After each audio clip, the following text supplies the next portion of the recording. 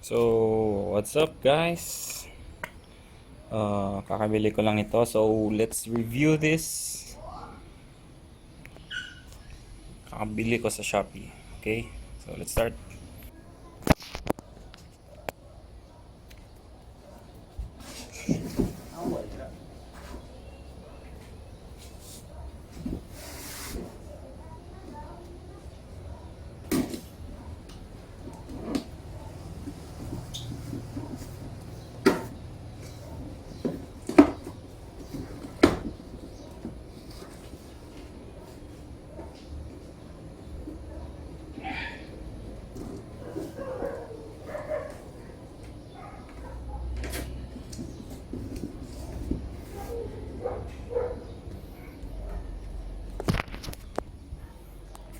So, ito yung packaging niya guys.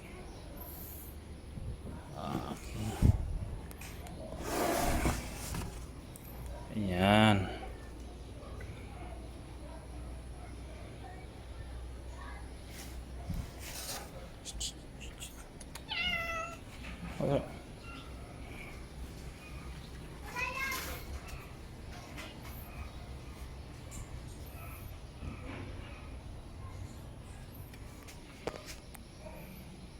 So, yeah.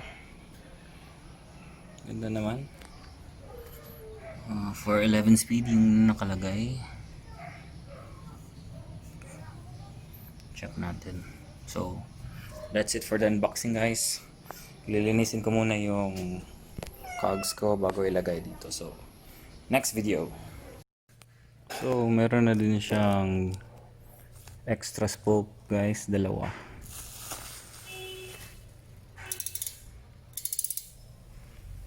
And may spacer na din para sa mga 10 speed, 9 speed.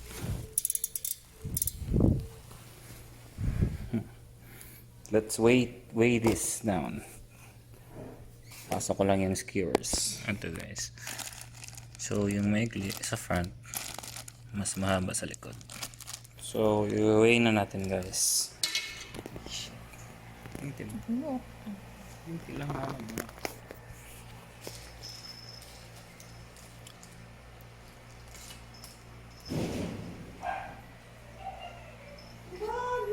So for the front wheels, it's 815 grams.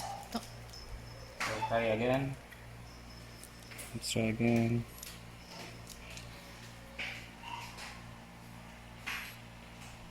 $815 grams. Back wheels. Okay. So sa back wheels,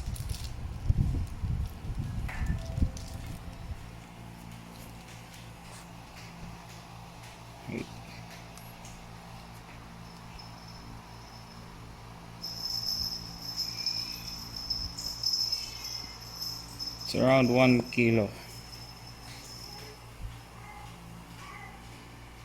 Hindi pa siya nag-lock pero yeah, yun. 1 kilo.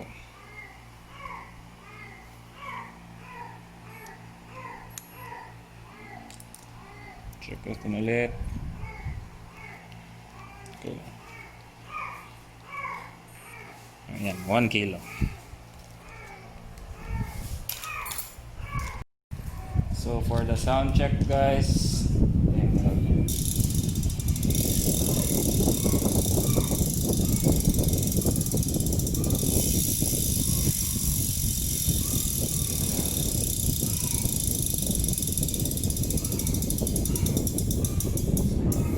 so I just cleaned my bike guys, and I've installed it already. So let's do the sound check again. Start.